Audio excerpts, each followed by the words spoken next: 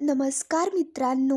घरोघरी मातीच्या चुली या मालिकेच्या आजच्या भागामध्ये सारंग, ऐश्वर्या, सयाजीराव आणि ते मिस्टर आदित्य हे सगळेच एकत्र असतात. तर मग आता ते सांगत असतात की तुमच्यासाठी एक ऑफर आहे.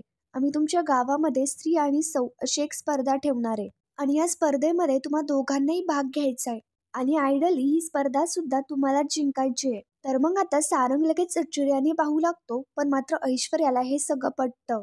ऐश्वर्या फुल कॉन्फिडन्समध्ये म्हणते की स्पर्धा आम्हीच जिंकू आणि तसं सुद्धा मुळशीमध्ये हरवणार आम्हाला असं कोणीच नाहीये. तर ते मिस्टर सांगत असतात की ही स्पर्धा जिंकणाऱ्या जोडीला एक विशेष बक्षीस मिळणार. सगळ्या मुळशीमध्ये या स्पर्धेचे होल्डिंग लागले पाहिजे. त्याची जास्तीत जास्त जाहिरात व्हायला हवी आणि त्याची चर्चा व्हायला हवी. सयाजीराव आता म्हणतात समद होणार. तुम्ही म्हणताय ना तसंच होणार. तुम्ही जसं म्हणताय ना तसा मोठा इव्हेंट करू. तर मग आता ते सांगत असतात की एकदा का हा इव्हेंट झाला तर तुमच्या ॲपची पब्लिसिटी झाली समजा. त्यानंतर आपलं डील होईल. मी तुम्हाला सगळे डिटेल्स पाठवतो. मग आता ते स्पर्धेसाठी सारंग आणि ऐश्वर्या यांच्या दोघांनाही ऑल द बेस्ट विश करतात. त्याच्यानंतर जानकीने अवंतिकाकडनं आता हे सगळं सुमित्राबद्दलचं बोलणं ऐकल्यानंतर जानकी परत मंदिरामध्ये येते आणि देवी आईचे आभार मानू लागते. जानकी आता म्हणत असते, देवी आई मी तुझे आभार मानते. माझं कुटुंब लवकरात लवकर एकत्र आण. आणि अवंतिका जानकी दोघी देवी आईच्या पाया पडतात. त्याच्यानंतर जानकी अवंतिकाला पेढा भरवत म्हणते, हे बघ एवढी चांगली बातमी दिलेस, तोंड तर गोड झालंच पाहिजे. पण मात्र अवंतिका म्हणत असते की वहिनी माझं डाएट सुरू आहे. जानकी काय अवंतिकाचं काही ऐकत नाही आणि शेवटी तिला पेढा भरवतेच. जानकी म्हणत असते मी तुझ्यासाठी राजगिऱ्याचे लाडू बनवणार आहे. याच्यावरती अवंतिका म्हणते, वहिनी तुम्ही फक्त बनवू नका, मला शिकवा सुद्धा. सौमित्र मला म्हणतो की तू फक्त एकटी खातच असते, बनवता तर तुला काहीच येत नाही. तर मग आता जानकी म्हणते, असं म्हणाले ना ते, बघतेच आता मी त्यांना. आणि मग त्याच्यानंतर अवंतिका जानकी दोघीही मंदिराच्या बाहेर येतात आणि तिकडनं जाऊ लागतात. पण मात्र तेवढ्यात अनाउन्समेंटमध्ये त्यांच्या कानावरती आवाज येऊ लागतो, ऐका हो ऐका, मुळशीच्या लोकांसाठी सुवर्ण संधी. आपल्या मुळशीमध्ये एक होत आहे मोठी स्पर्धा. ते लोक तिथे झाडाच्या बाजूला बॅनर लावतात आणि मग त्याच्यानंतर जानकी ते वाचू लागते, स्त्री आणि सौ मुळशी 2025. जानकीला काही समजत नाही. अवंतिका म्हणते, वहिनी बहुतेक हे ना मॅरिड कपलसाठी कॉम्पिटिशन्स आहे. त्याच्यामध्ये लिहिलंय की स्पर्धेत भाग घ्या आणि व्हा फेमस. आणि बक्षिसाची रक्कम आहे 25 लाख रुपये. आणि मग त्याच्यानंतर तिथले लोक सुद्धा म्हणत असतात की गावात चौका चौकामध्ये असे पोस्टर लागलेत. मग त्याच्यानंतर अवंतिकाचं लक्ष तेवढ्यात त्या स्पॉन्सरकडे जातं आणि जानकीला लगेच अवंतिका सांगते की वहिनी स्पॉन्सर बघा. तर स्पॉन्सरसाठी सुमित्रा एंटरप्राइजेस ही कंपनी असते. तर मग आता जानकीला लगेच समजतं आणि जानकी म्हणते, याचाच अर्थ स्पॉन्सर बाय ऐश्वर्या रणदिवे आणि सारंग रणदिवे. त्यानंतर आता इकडे दुसरीकडे ऐश्वर्या फोनवर करून विचारत असते की बॅनर लागले का. त्याच्यावरती सगळ्यांकडनं उत्तर हो हो येत असतं. पण मात्र सारंग शांत असतो. सयाजीराव फोनवरती बोलत म्हणत असतात की आपली स्पर्धा आहे, तुम्ही कशाला काळजी करताय. आपल्या गावचे सगळे लोक या स्पर्धेला आलेच पाहिजे. ऐश्वर्या इकडे दुसऱ्या फोनवरती बोलत म्हणत असते की हो ही स्पर्धा कपलसाठी आहे आणि मुळशीतलं बेस्ट कपल ही स्पर्धा जिंकणार आहे आणि ही स्पर्धा सगळीकडे चर्चेचाच विषय होणार आहे. सयाजीराव आता म्हणत असतात की इकडे आपलं नाव जोडलं गेलंय म्हटल्यानंतर चर्चा तर होणारच ना.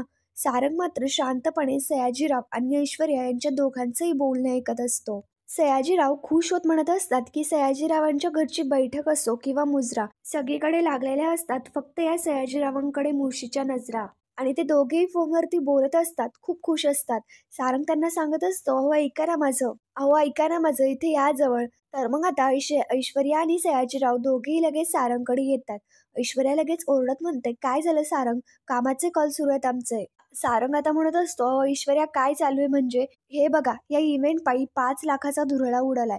याच्यापेक्षा आणखी काय होणार आहे. आता इकडे ऐश्वर्या लगेच नाटकं करत म्हणते, अहो सारंग प्लीज काय चाललंय तुमचं हे. ह्या अशा छोट्या गोष्टींचा विचार नका करू तुम्ही. मला सांगा आपण प्रायव्हेट पार्टीकडनं लोन घेतलंय की नाही.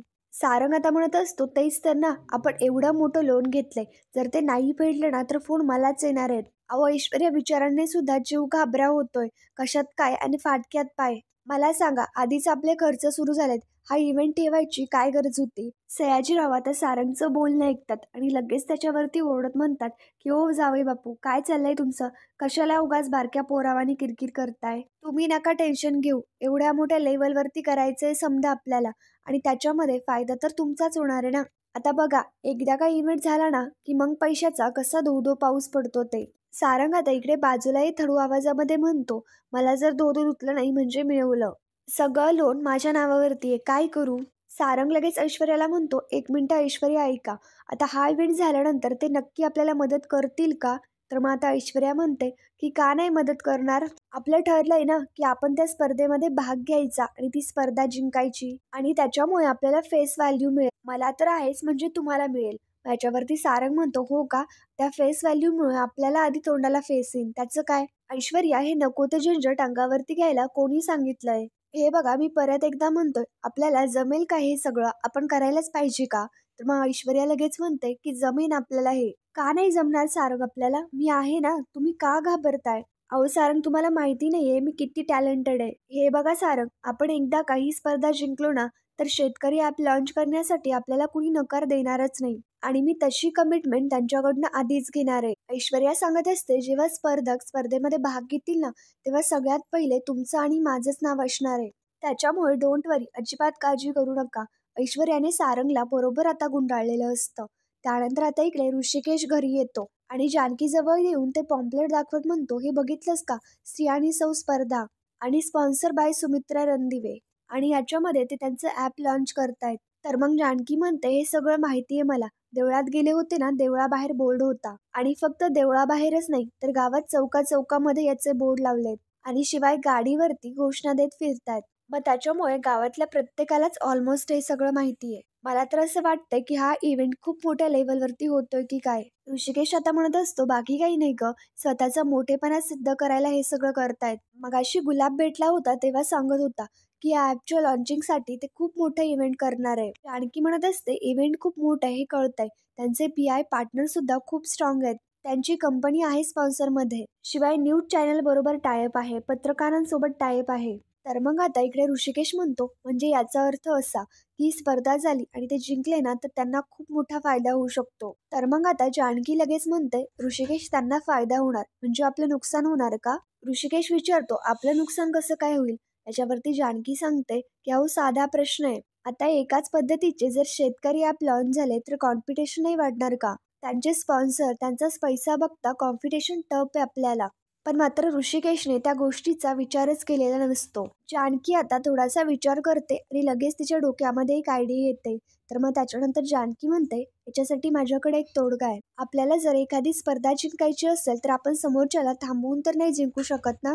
त्यासाठी आपल्याला समोरच्याला हरवून ती स्पर्धा जिंकावी लागणार." ऋषिकेश विचारतो, "म्हणजे काय?" तर मग जानकी सांगते, "एक चांगली कल्पना आहे माझ्या डोक्यात." त्यानंतर आता इकडे अवंतिका आणि सौमित्र दोघे रूममध्ये असताना अवंतिका ते पॉम्पलेट सौमित्रीला दाखवते. तर सौमित्र लगेच चिडत म्हणतं, की "ऐश्वर्या, काय नवीन खूळ घेऊन आली डोक्यात? स्पर्धा स्पॉन्सर करतायत, काय खायचं काम वाटलं का? या सारंगचं डोकं ठिकाणावरती आहे का?" तर मग आता अवंतिका म्हणते, "मला नाही वाटत आहे. कारण सारंग भाऊजींच्या डोक्याचा रिमोट कंट्रोल तर त्या ऐश्वर्याकडेच असतो ना आणि सारंग भाऊजी कधीच स्वतःचं डोकं लावत नाहीत." सौमित्र आता म्हणतो, "ते सगळं सोड, पण मात्र हे दादा वहिनीच्या कंपनीसाठी रिस्की ठरू शकतं. ते लोकं या स्पर्धेतून त्यांचा शेतकरी ॲप लॉन्च करणार आहेत आणि हेच सांगायला ती 2 दिवस आधी रूममध्ये आली होती. आणि जर काही असं झालं ना, तर दादा वहिनीच्या कंपनीला याचा खूप मोठा फटका बसू शकतो." अवंतिका आता म्हणते, "अगं सौमी, हेच हवंय त्या ऐश्वर्याला. तिला स्वतःच्या हिमतीवरती कंपनी नाही उभी करता येणार. म्हणूनच तर दादा आणि वहिनीच्या कंपनीला खाली पाडायला बघती." "सौमी, तू सारंग भाऊजीला एकदा समजावून बघ ना." तर मग सौमित्र म्हणतो, "आपण एखाद्याला शहाणपण देऊ शकतो, पण मात्र समजूतदार त्याचं त्यालाच व्हावं लागतं. आणि मुळात सारंगमध्ये तो समजूतदारपणाच नाहीये. तो फक्त ऐश्वर्या आणि तिच्या वडिलांच्या डोक्याने चाललाय. त्यांचंच ऐकून त्याने एवढेच पैसे गुंतवलेत त्याच्यामध्ये आणि त्याला हे कळत नाहीये की याच्यामध्ये त्याचंच नुकसान आहे. हे मीडिया पार्टनरवाले ॲप लॉन्च करतील म्हणून काय तो वर्क होईल असं नाही आणि उलट यामुळे दादाच्या कंपनीचं नुकसान होईल." तर मग आता अवंतिका म्हणते, "इन शॉर्ट काय? तर दोन्ही भावांचे नुकसानच होणार आहे." याला सौमी काही अर्थ नाहीये. ती ऐश्वर्यामुळे दादा आणि वहिनी आधीच खूप सपोर्ट होत आहेत. आता आणखी नाही, बाद झालं. काही जरी झालं ना तरी सुद्धा या स्पर्धेचं आपण काहीतरी करायला हवं." सौमित्र म्हणत असतो, "अगं ऑलरेडी स्पर्धा अनाउन्समेंट झाली आहे, बॅनर्स लावलेत, पॉम्पलेट वाटले गेलेत. आपण काय करू शकतो आता?" तर मग आता अवंतिका विचार करते आणि सौमित्रला सांगते, "सौमी, जर ठरवलं ना तर आपण बरंच काही करू शकतो. ही कॉन्टेस्ट होण्यापासून आपण थांबवू नाही शकत, पण मात्र आपण त्याचा रिझल्ट बदलू शकतो." म्हणजे सौमी, माझ्या डोक्यामध्ये एक प्लॅन आहे. त्याच्यानंतर ही स्त्री आणि सौ या स्पर्धेचं आता नियोजन केले जातं. एक-एक करत सगळे स्पर्धक आता तिथे त्या कॉम्पिटिशनमध्ये येतात आणि त्या स्पर्धेत सारंग ऐश्वर्या येताच ते मिस्टर केशव त्यांच्याकडे जातात आणि ऐश्वर्या म्हणते, की "ही स्पर्धा आम्ही जिंकणार आहे." याच्यावरती ते मिस्टर केशव म्हणतात, "अरे वा, व्हेरी गुड." याच्यावरती ऐश्वर्या म्हणते, "हे काय चाललंय तुमचं? आम्हाला कमिटमेंट हवी आहे." ते मिस्टर केशव सांगतात, की "कसली कमिटमेंट?" "ही अशी कमिटमेंट की स्पर्धा संपल्यानंतर तुम्ही आमचं ॲप लॉन्च करणार आणि त्याचे ब्रँड अँबॅसेडर सुद्धा आम्हीच असू. आणि कसं आहे, स्पर्धा तर आम्हीच जिंकणार आहोत." तर मग आता सौमित्र लगेच बोलतो, "स्पर्धा कोण जिंकणार आहे ही येणारी वेळ ठरवेल." सौमित्रचा आवाज ऐकल्यानंतर ऐश्वर्या आणि सारंग दोघेही आश्चर्याने त्याच्याकडे पाहायला लागतात. पण त्यासाठी आधी आम्हाला खेळ तर खेळू द्या. आणि मग त्याच्यानंतर सौमित्र आणि अवंतिकाला आलेलं पाहता ते मिस्टर केशव लगेच सौमित्र आणि अवंतिका यांना दोघांनाही नमस्कार करतात. कारण ते आधीपासूनच त्यांना ओळखत असतात. तर मग आता सारंग लगेच त्यांना विचारतो, की तुम्ही यांना ओळखता? तर मग मिस्टर केशव सांगू लागतात, की हो ओळखतो ना. कारण की मुंबईमधल्या लॉ सर्कलमधली सगळ्यात नावाजलेली नावं आहेत ती. सौमित्र सर आणि अवंतिका मॅडम हे आमच्या कंपनीसाठीचे लीगल ॲडवायझर आहेत. फक्त त्यांना आमच्यासाठी वेळ नाहीये. तर मग आता सौमित्र लगेच बोलतो, "आता इक्वेशन बदलली आहेत. करूयात आपण एकत्र काम." तर मग आता मिस्टर केशव लगेच म्हणतात, "पण तुम्ही एकमेकांना कसं ओळखता?" सौमित्र लगेच ओळख करून देत म्हणतो, की "हा माझा लहान भाऊ आहे आणि ही त्याची बायको." मग त्याच्यानंतर मिस्टर केशव विचारतात, "तुम्ही दोघं इथे कसे?" तर मग अवंतिका सांगते, "आम्ही या स्पर्धेमध्ये भाग घ्यायला आलोय." हे ऐकल्यानंतर तर ऐश्वर्या सारंग यांच्या दोघांना मोठा धक्काच बसतो.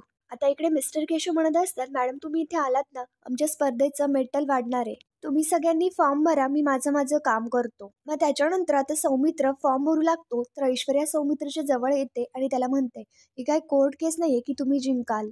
जिंकणार तर मीच आहे. तुम्ही काही जरी केलं ना तरी सुद्धा तुम्ही नाही मला हरवू शकत. दादर कोणीच मला हरवू नाही शकत." तेवढ्यात तिथे जानकी आणि ऋषिकेश सुद्धा येतात. तर मग ऋषिकेश लगेच म्हणतो, "कॉन्फिडन्स असावा पण ओव्हर कॉन्फिडन्स नसावा." जानकी आणि ऋषिकेशला असं समोर आलेलं पाहता ऐश्वर्या सारंग यांच्या पायाखालची तर पूर्ण जमीनच सरकलेली असते. ते दोघी आता आश्चर्याने जानकी आणि ऋषिकेश यांच्या दोघांकडे पाहत असतात.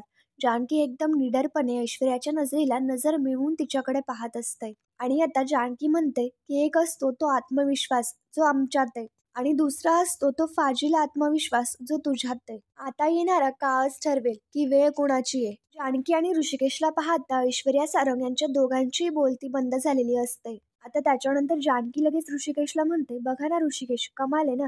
स्पर्धा सुरू होण्याच्या आधीच कोण हरेल, कोण जिंकेल याच्यावरती बोलणं सुरू आहे. खरं तर बोलण्यापेक्षा करून दाखवलेलं कधीही चांगलं. काय अवंतिका?" तर मग अवंतिका लगेच बोलते, "वहिनी करेक्ट आहे." तर मग आता मिस्टर केशव विचारतात, की "तुम्ही कोण?" तर मग जानकी लगेच ओळख करून देत म्हणते, की "मी जानकी ऋषिकेश रणदिवे." आणि ऋषिकेश सांगतो, की "मी ऋषिकेश रणदिवे. आम्ही सुद्धा या स्पर्धेमध्ये सहभागी होतोय." इकडे मिस्टर केशव विचारतात, की "रणदिवे म्हणजे?" तर मग सौमित्र सांगतो, "हो, आम्ही तिघेही भाऊ-भाऊ आहोत, ते सुद्धा एकाच घरातले." तर मग आता मिस्टर केशव लगेच म्हणतात, की "3 भाऊ आणि एकाच स्पर्धेमध्ये, ते सुद्धा समोरासमोर इंटरेस्टिंग आहे. चला आता स्पर्धेमध्ये आणखीनच मजा येणार आहे." तर मग आता जानकी तो स्पर्धेचा फॉर्म घेते आणि ऐश्वर्याला म्हणते, की "तुला स्पर्धा खेळायला आवडते ना? मग आता बघूयातच, की या स्पर्धेमध्ये नेमकं ससा जिंकतोय की कासव." आणि मग आता ऐश्वर्या, सारंग, जानकी सगळेच आता त्यांचे त्यांचे फॉर्म भरतात. आणि मग त्याच्यानंतर तेवढ्यात एक माणूस बोलतो, की "मी तुमचा सर्वांचा लाडका सुदर्शन तुम्हा सगळ्यांचे या कार्यक्रमामध्ये स्वागत करतो." आता कसं आहे माहिती का, तुम्हा सगळ्यांना सगळ्यातलं सगळं माहितीच असणार आहे. पण मात्र जे मला माहिती आहे ते तुम्हाला माहिती नसणार आहे. अहो स्पर्धेचे नियम. आता चला मी तुम्हाला सुरुवातीला स्पर्धेचे नियम सांगून टाकतो. म्हणजे पुढे जाऊन घोळ व्हायला नको. आता मंडळी ऐका. अंक शुक्रानुसार 6 अंक हा एक चांगला शुभ संकेत मानला जातो. इतकंच नाही तर प्रेम व लग्न या सगळ्यामध्ये या 6 अंकाला खूप मान आहे. म्हणूनच आम्ही स्त्री व सौ स्पर्धा ही 6 जोडप्याला घेऊन करायचं ठरवलंय. आणि मग आता निवड झालेल्या 6 कपलला इथे बोलवून त्यांच्याबरोबर निरनिराळे खेळ खेळणार आहोत. जो या खेळामध्ये जिंकेल त्याला कमी जास्त नाही तर 25 लाख रुपये मिळणार आहेत. तर तुम्ही असं म्हणाल, की नेमकं ही स्त्री व सौ स्पर्धा नेमकं काय विचार यांनी करून आयोजित केली? तर मग आता मुळात सांगायचं म्हणजे काही जोडपी अनेक आपले व्यवसाय करायला पाहतात. पण जे या स्पर्धेमध्ये जिंकतील ते लगोलाग फेमस सुद्धा होणार आहेत. कारण त्यांना आम्ही आमच्या प्रोडक्टचा ब्रँड अँबॅसेडर करणार आहे. आता तुमची प्रसिद्धी आणि तुमचा व्यवसाय जो काही असेल ना, त्याच्यामध्ये मीडिया पार्टनर म्हणून आम्ही तुम्हाला हवी ती मदत करणार आहे. हे ऐकल्यानंतर जानकी आणि ऋषिकेश यांच्या दोघांनाही खूप छान वाटत असतं.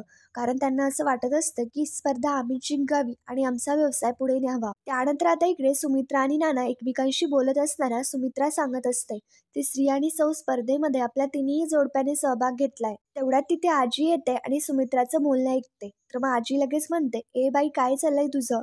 त्या ऋषिकेश आणि जानकीला आपल्यामध्ये ओढू नकोस सांगून ठेवते तुला. सुमित्रा म्हणते, अगं असं कसं बोलतीयस तू? तर मग आजी म्हणते, मग कसं बोलू? मला सांग, माझ्या गुंडीनं त्या मीडिया पार्टनरला बोलवलं होतं. हा, मग या दोघांना तिथे नाक खुपसण्याची काय गरज होती? सुमित्रा सांगत असते, अगं असं काय म्हणतीयस? जरी ऐश्वर्याने तिथे त्यांना बोलवलं असलं ना, तरी सुद्धा ही स्पर्धा सगळ्यांसाठी आहे. त्यामुळे जानकी आणि ऋषिकेशने भाग घेतला तर काय चुकलं? तर मग आजी लगेच आता मोठं इथं वैतागत म्हणत असते, अरे देवा, काय हे? जानकी असताना जशी तू भोळी होतीस ना, तशी सुद्धा आत्ताही भोळी होत चालली आहेस. ते दोघं सुद्धा मुद्दाम करतायत, मुद्दाम स्पर्धेमध्ये भाग घेतायत. मी जानकीला चांगली ओळखून आहे. तिला ऐश्वर्यावरती कुरकुरी करायला खूप आवडतं आणि त्यातच तिला आनंद मिळतो. सुमित्रा आता म्हणते, हो का? त्या दिवशी ऐश्वर्याने जानकीने सगळ्यांसमोर अपमान केला आणि त्या बिचारीने निमूटपणे सगळं सहन केलं. तेव्हा कुठे होतीस ग तू? आजी आता म्हणत असते, ते जाऊ दे ग, पण मात्र मला सारखं वाटतंय की जानकी या स्पर्धेमध्ये ऐश्वर्याच्या विरोधात काहीतरी डाव करणार आहे. नाना आता रागात आजीकडे पाहत असतात. तर आजी म्हणते की जावे बापू, राग नका म्हणू, पण ऐका माझं. खरंच या स्पर्धेमध्ये जानकी ऋषिकेशने भाग घेणं गरजेचं होतं का? आता सारंगची कंपनी नवीन आहे, त्याने नको का हे सगळं करायला? त्याला काय गरज आहे हे सगळं करायची? तर मग सुमित्रा म्हणते, अगं आई, आत्ता ही कंपनी सारंगच्या जवळ आली आहे, पण ही कंपनी ऋषिकेशनेच मोठी केली आहे. म्हणजे सारंगकडे अनुभवी माणसं आहेत. पण ऋषिकेशची कंपनी तर अगदी नवखी आहे. खरं म्हणायचं म्हणजे त्यालाच गरज आहे. आजी म्हणत असते, तुझ्याशी बोलण्यात ना काहीच अर्थ नाहीये. बरं मला सांग, तू सारंगच्या बाजूने आहे की ऋषिकेशच्या बाजूने? हे बघ, लक्षात ठेव, कंपनीला अजून सुद्धा तुझंच नाव आहे. आता बघ, ही जानकी तुझ्या नाकावरती टिकसून जानकी एंटरप्राइजेस ही कंपनी मोठी करायला बघतीये. म्हणून म्हणते की जानकी आणि ऋषिकेश जिंकायला नाही पाहिजे. म्हणूनच तर तू ऐश्वर्या आणि सारंग यांच्या दोघांच्याही बाजूनेच राहायचं. तू त्यांनाच साथ द्यायची, लक्षात ठेव.